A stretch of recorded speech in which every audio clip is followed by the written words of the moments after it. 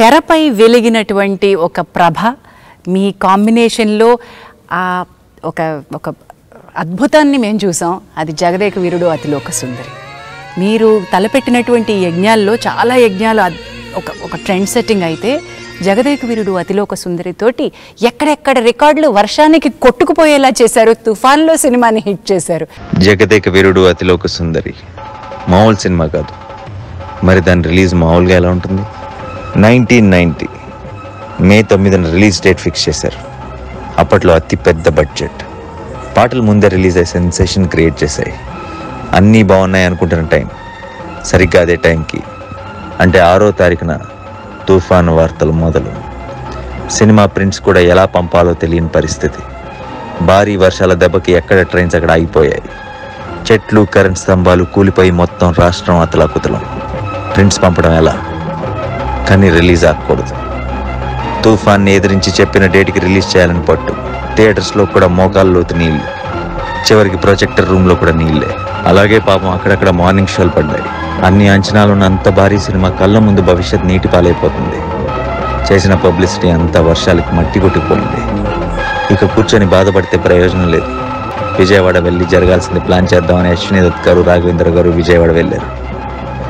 11వ తారీఖున విజయవాడ వెళ్ళగానే ముందు రాఘవేంద్రరావు గారిని మనోరమ హోటల్లో దించి దత్ గారు తన ఇంటికి వెళ్ళారు.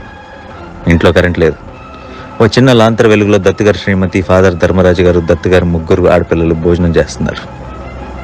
ఇంట్లో చీకటి, దత్ గారి మనసులో చీకటి. అప్పుడు దత్ గారు చాలా నిరాశగా ఇదే నా ఆఖరి సినిమా ఏమో అన్నారు ఫాదర్తో. ఆ మహానుభావుడు వెంటనే ఏం పర్వాలేదు, మంచి సినిమా తీసావు, సెటిల్ అవుతుంది, ముందు భోంచే అని ధైర్యం చెప్పారు. మర్నాడు పక్కనే ఉన్న గుంటూరు మంగా థియేటర్కి దత్ గారు, రాఘవేంద్ర గారు కలిసి వెళ్తే అక్కడ వాతావరణం వేరేగా ఉంది. క్లాస్ ఆడియన్స్ ఉండే బాల్కనీలో జనం మాస్ ఆడియన్స్లా రెచ్చిపోతున్నారు. చప్పట్లు, ఈలలు, గోల గోల. ఆశ్చర్యం ఇంకా చిన్న ధైర్యంతో గుంటూరు నుంచి తెనాలి బయలుదేరారు దర్శక నిర్మాతలు ఇద్దరు. అప్పుడే ఓ మరుపురాని సంఘటన. ఎన్టీ రామారావు గారు ఆ టైంలో మాజీ ముఖ్యమంత్రి, అపోజిషన్ లీడర్ హోదాలో తుఫాను ప్రాంతంలో టూర్ చేస్తూ అక్కడ ఎదురయ్యారు. దత్ గారు, రాఘవేంద్రరావు గారు కారు ఆపి ఆయన్ని కలిశారు.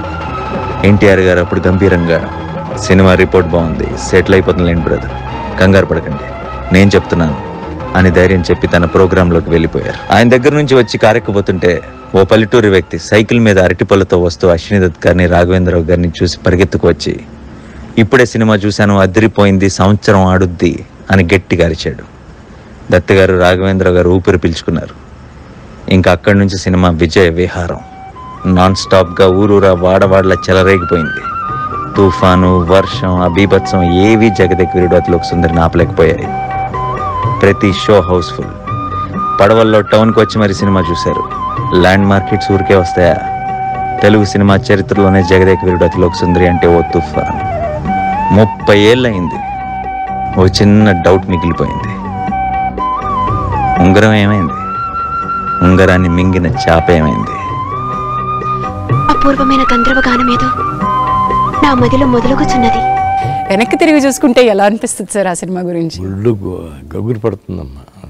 జగదేక వీరుడు అతిలోక సుందరి అది మొదలుపెట్టినప్పుడే మేము అదే అనిపించింది, ఈ సినిమాలుకి భిన్నంగా ఏదో తీయాలి, బాస్ కాటు చూస్తే తీయాలి అని అనుకుని జగదేక వీరుడు అతిలోక సుందరి కథ రెడీ చేస్తే ఆయన బాగా ఇంప్రెస్ అయ్యి ఆ తర్వాత ఆయన కూడా 1.5 month 2 months ఈ కథ మీద కూర్చున్నారు. దాదాపు ఆ కథ మీద 27 మంది రైటర్స్ వర్క్ చేశారు. 27 మంది 27 మంది పరచూరి బ్రదర్స్ తప్ప మిగతా వాళ్ళు అందరూ వర్క్ చేశారమ్మా. సత్యానంద్, అల్లమూరి వీరేంద్రనాథ్, జింజాల, తమిళియన్స్ ఎంతోమంది. అట్లాగే అది స్టిల్ రికార్డ్స్ అన్నీ కొట్టిందమ్మా. ఎన్నో సెంటర్లలో 100 రోజులు 200 రోజులు కూడా ఆడింది.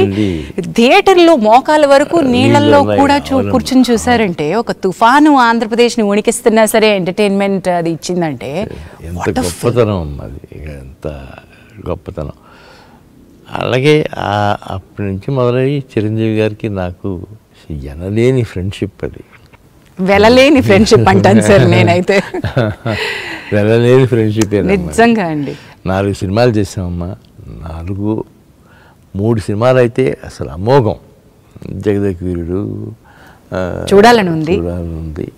జై ఇంద్ర. ఇంద్ర అమ్మ. ఇంద్ర ఈ 3 ఆణిముత్యాలు. తర్వాత జై చిరంజీవి, అది కూడా బాగానే. ఇప్పుడు ఆపరేషన్ లేకుండానే మోకాళ్లకు ప్లాస్మా ట్రీట్మెంట్. మీ ఆర్థోపెటిక్ సమస్యలన్నిటికీ రోబోటిక్ టెక్నాలజీ ద్వారా తక్కువ ఖర్చుతో శాశ్వత పరిష్కారం. Free consultation. ప్రతి ట్రీట్మెంట్ పై 20% డిస్కౌంట్.